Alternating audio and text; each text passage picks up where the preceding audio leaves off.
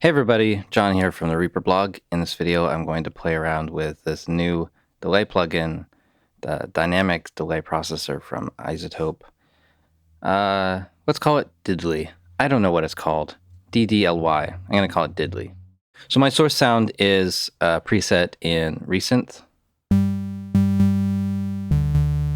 Pretty basic. I'm going to turn this on and let's go through some of the controls.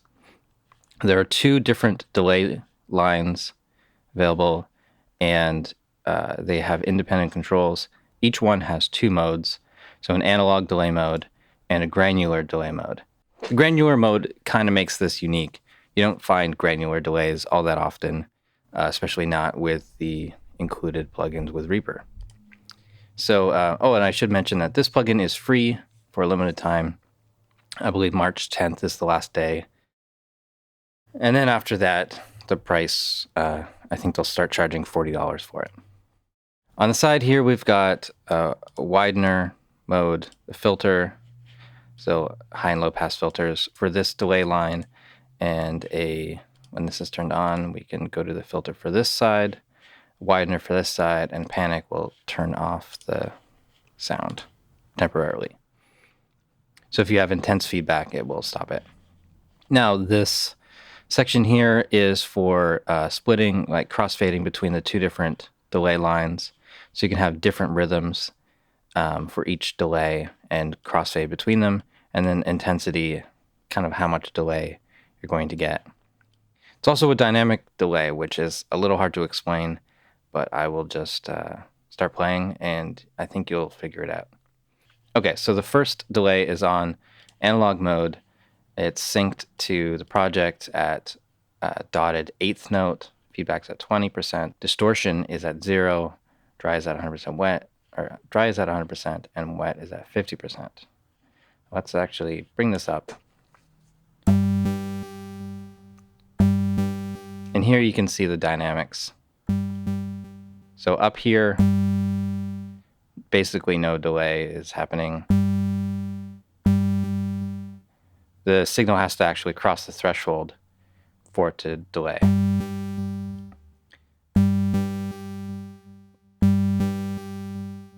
This works a little bit differently when you have two delays going. So delays have the same settings.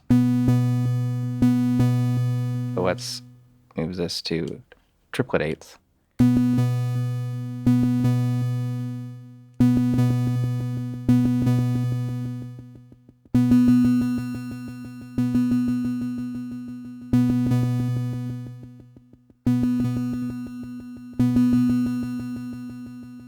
Signal above the split is sent to the top delay. Signal below the split is sent to the bottom delay. Kind of hard to wrap your head around. I've been playing with this for a couple days and I still don't really understand that part. So it's best to just tweak things. So let's actually just put the intensity all the way up.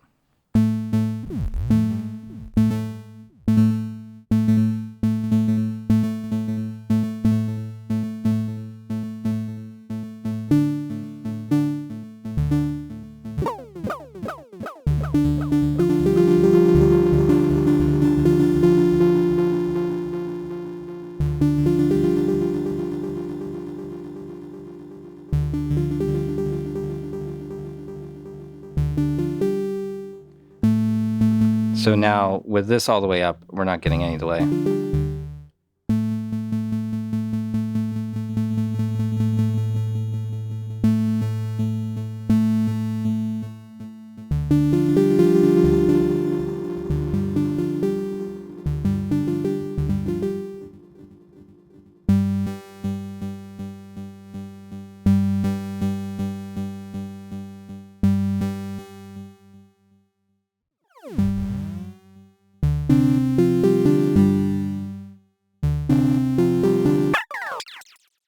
And it glitches really nicely.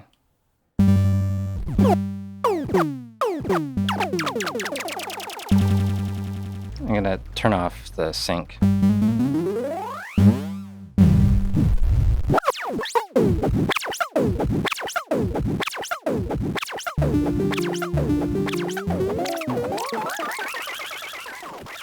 And mouse wheel does automatically work on the knobs.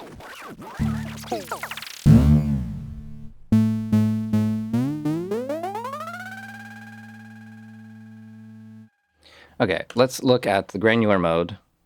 I'll set this to eighth notes, feedback, about half. There's a pitch shift option and the size. With the granular delay or any sort of granular synthesis, the audio is split up into chunks called grains.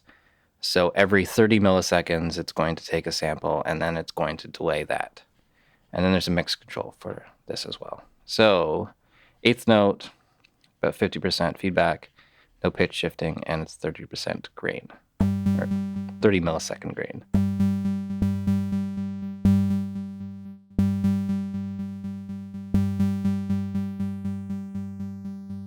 All right, gets interesting when you start changing the pitch shift.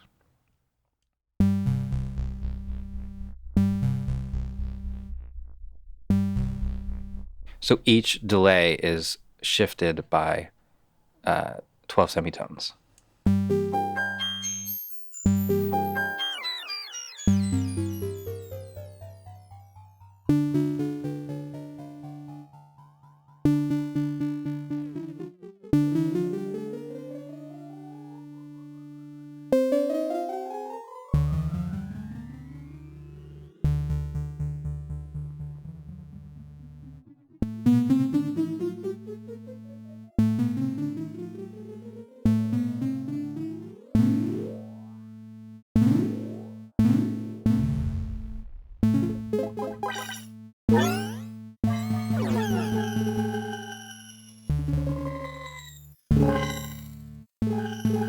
Let's try the wide mode.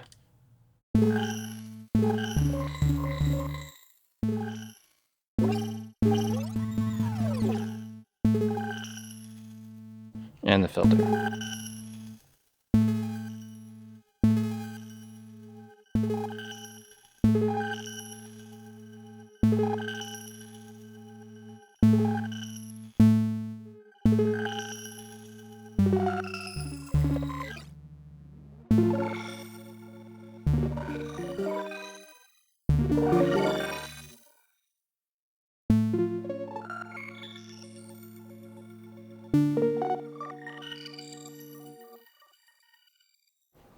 Very strange sound.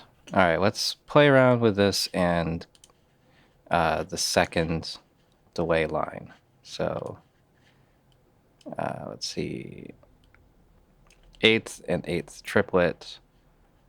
Turn up the trash a bit so it's nice and dirty.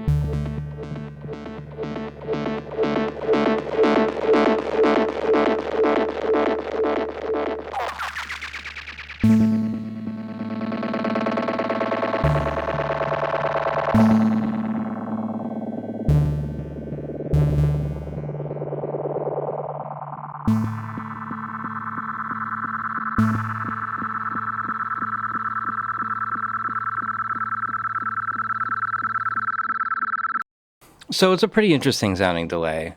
There's a few things that I don't like about it. First of all, it's kind of confusing to use, so it's never going to be my go-to delay for every track.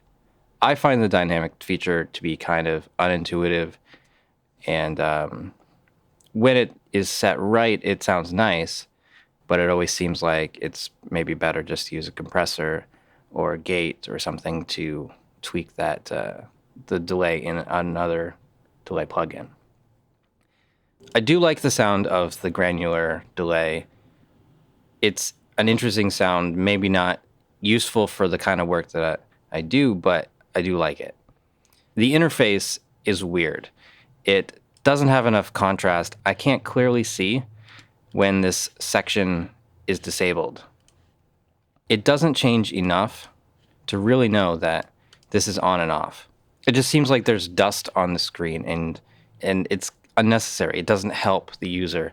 It actually gets in the way. So I think they made a mistake there. They could have had a really interesting plugin if they just, if they just cropped this in so that it was just this and had it a black background. I would love it, but it's a little weird. The last thing that I dislike about this plugin is that there's no presets. So this thing is powerful. It can do a lot of weird things, but it doesn't come with any presets. It doesn't have a built-in preset manager like most of the other iZotope plugins. I think they really missed out on showing off what this can do with a good set of presets. So there's no starting points. You have to start from scratch, figure it out on your own. I think it's worth getting because it's free and it's from a good company like iZotope. Maybe this will be improved in the future. Maybe they'll start adding presets, but I think they kind of messed up with the interface and the lack of presets just to show off what it can do. All right, guys, I'm going to leave it at that. Check out the plugin if you think it's cool. And once again, it's free until March 10th of 2016. Thanks so much for watching. Give the video a like if you did. If you haven't subscribed already, please do. And check out reaperblog.net for a lot more stuff.